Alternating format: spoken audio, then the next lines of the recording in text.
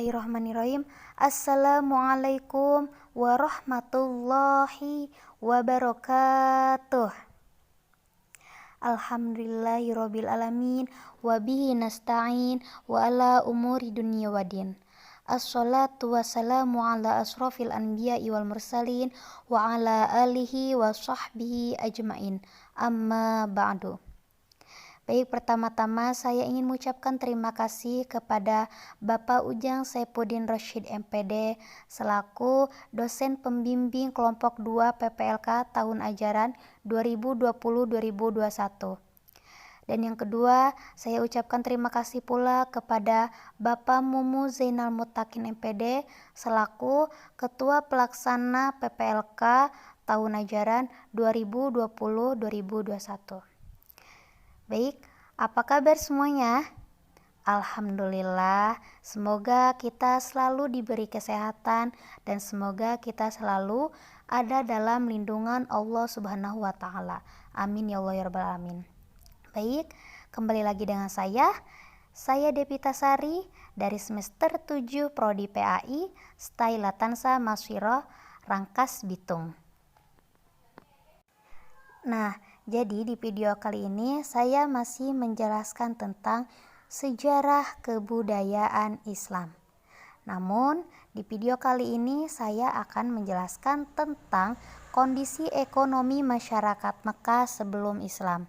Sebelumnya saya sudah menjelaskan tentang kepercayaan masyarakat Mekah sebelum Islam, kondisi sosial masyarakat Mekah sebelum Islam, dan yang sekarang saya akan jelaskan mengenai kondisi ekonomi masyarakat Mekah sebelum Islam. Baik, sebelum kita mulai ke materi, marilah kita membacakan doa terlebih dahulu dengan membacakan ayatul basmalah. Bismillahirrahmanirrahim. Baik, langsung saja kita ke pembahasan. Kondisi ekonomi masyarakat Mekah sebelum Islam. Pada saat itu, masyarakat Arab memiliki mata pencaharian bidang perdagangan, pertanian, dan peternakan. Dan peternakan menjadi sumber kehidupan bagi bangsa Arab Badui. Mereka berpindah-pindah mengiring ternaknya ke daerah yang sedang musim hujan atau ke padang rumput. Begitupun mereka mengkonsumsi daging dan susu dari ternaknya, serta membuat pakaian dari bulu domba. Jika telah terpenuhi kebutuhannya, maka mereka menjualnya kepada orang lain. Dan orang kaya di kalangan mereka itu terlihat dari banyaknya hewan yang dimilikinya. Selain bangsa Arab Badui yang menjadikan peternakan itu sebagai sumber kehidupan, adapun sebagian masyarakat perkotaan yang menjadikan peternakan sebagai sumber penghidupannya. Dan ada yang menjadi pengembala ternak milik sendiri, adapun milik orang lain. Seperti Nabi Muhammad SAW. Ketika tinggal di suku Bani Sa'ad, beliau seorang pengembala kambing. Begitu juga dengan Umar bin Khattab, Ibnu Mas'ud, dan yang lainnya. Nah, adapun masyarakat perkotaan yang tinggal di daerah subur seperti Yaman, Taif, Madinah, Najd, Khaybar, atau yang lainnya. Mereka menggantungkan sumber kehidupannya yaitu kepada pertanian. Selain pertanian, mayoritas mereka memilih perniagaan sebagai mata pencaharian, khususnya penduduk Mekah. Dan mereka memiliki pusat perniagaan yang sangat istimewa. Begitupun penduduk Mekah memiliki kedudukan tersendiri dalam pandangan orang-orang Arab, yaitu mereka penduduk negeri Haram atau negeri Mekah. Begitupun Allah Subhanahu wa Ta'ala berfirman dalam Quran surat Al-Ankabut yang artinya, dan apakah mereka tidak memperhatikan bahwa sesungguhnya kami telah menjadikan negeri mereka tanah suci yang aman, sedang manusia sekitarnya rampok-merampok. Maka mengapa sesudah nyata kebenaran mereka masih percaya kepada yang batil dan ingkar kepada nikmat Allah Subhanahu wa Ta'ala? Quran surat Al-Ankabut ayat 67. Dan di saat kondisi ekonomi masyarakat Mekah sebelum Islam itu, ada pula suku Quraisy yang merupakan pendudukan Mekah. Mereka memegang peranan dalam perniagaan di Jazirah Arab. Dan mereka mendapat pengalaman perniagaan dari orang-orang Yaman yang pindah ke Mekah. Karena orang-orang Yaman itu terkenal dengan keahliannya di bidang perniagaan. Begitupun ada kebiasaan orang-orang Quraisy yang mengadakan perjalanan perniagaannya ke daerah-daerah lain. Dan Allah Subhanahu wa taala mengabadikan perjalanan musim dingin menuju Yaman. Begitupun sebaliknya.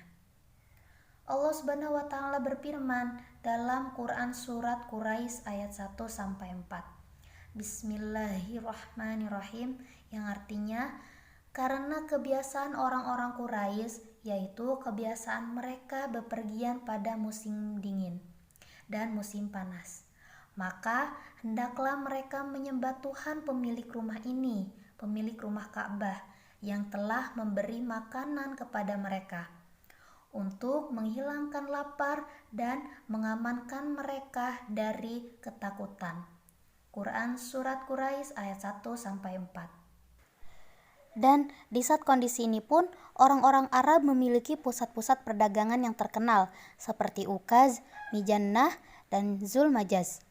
Fungsi pusat perdagangan bukan hanya sebagai tempat transaksi perdagangan saja, tetapi juga menjadi pusat pertemuan para sastrawan, penyair, dan orator. Dan hal ini pun menggambarkan bahwa konsep pasar tidak sekedar sebagai pusat perdagangan saja, tetapi juga menjadi pusat peradaban, kekayaan bahasa, dan transaksi-transaksi global.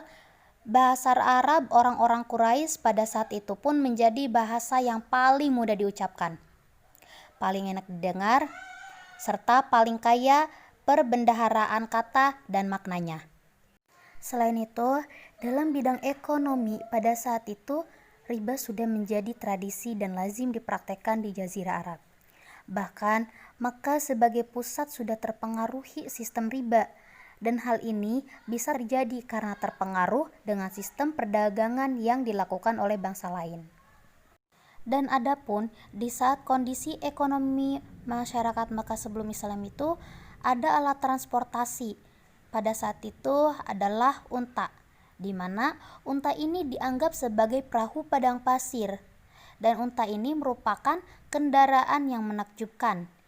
Unta memiliki kekuatan yang tangguh, mampu menahan haus, dan mampu menempuh perjalanan jauh. Nah, maka dari itu, unta salah satu alat transportasi yang paling utama pada saat kondisi ini. Nah, jadi seperti itu sejarahnya mengenai kondisi ekonomi masyarakat Makkah sebelum Islam. Adapun kesimpulannya di sini, kondisi ekonomi masyarakat Makkah sebelum Islam pada saat itu memiliki mata pencaharian di bidang perdagangan, pertanian, dan peternakan. Dan yang menjadi sumber kehidupan bagi bangsa Arab pada saat itu adalah peternakan. Nah, bahkan mereka mengkonsumsi daging dan susunya, serta membuat pakaian dari bulu domba. Dan sebagian masyarakat perkotaan menjadikan peternakan sebagai penghidupan mereka, hingga di daerah subur seperti Yaman, Taif, Madinah, Najd, Khaybar, atau yang lainnya. Dan penduduk Mekah memiliki kedudukan tersendiri dalam pandangan orang-orang Arab, yaitu mereka penduduk negeri Haram atau negeri Mekah. Dan orang Arab pada saat itu tidak akan mengganggu mereka, juga tidak akan mengganggu perniagaan mereka. Begitupun Allah Subhanahu wa taala menganugerahkan hal itu kepada mereka dalam Quran surat Al-Ankabut ayat 67. Lalu penduduk Mekah yang memegang peranan dalam perniagaan di Jazirah Arab yaitu suku Quraisy. Mengapa? Karena mereka mendapat pengalaman perniagaan dari orang-orang Yaman yang pindah ke Makkah. Nah, di sini kebiasaan orang Quraisy yaitu mengadakan perjalanan perdagangannya ke daerah lain. Dan Allah Subhanahu wa taala mengabadikannya karena perjalanan dagang yang sangat terkenal, yaitu perjalanan musim dingin menuju Yaman dan sebaliknya. Baiklah, mungkin hanya ini saja materi yang bisa saya jelaskan hari ini mengenai kondisi ekonomi masyarakat Mekah sebelum Islam. Semoga di materi kali ini kalian bisa memahaminya dengan baik, menerimanya dengan baik. Dan saya pribadi mengucapkan terima kasih banyak atas waktunya dan atas perhatiannya.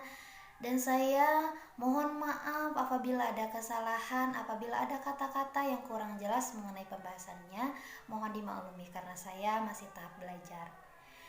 Baiklah, kita akhiri saja materi hari ini dengan membacakan Alhamdulillah. Alhamdulillahirrabbilalamin. Baik, ingat tetap jaga kesehatan, ikuti terus protokol kesehatan dari pemerintah. Tetap jaga jarak, dan semoga kita bisa dipertemukan di materi selanjutnya. Baik, langsung saja saya akhiri. Wabillahi taufiq wal hidayah. Wassalamualaikum warahmatullahi wabarakatuh.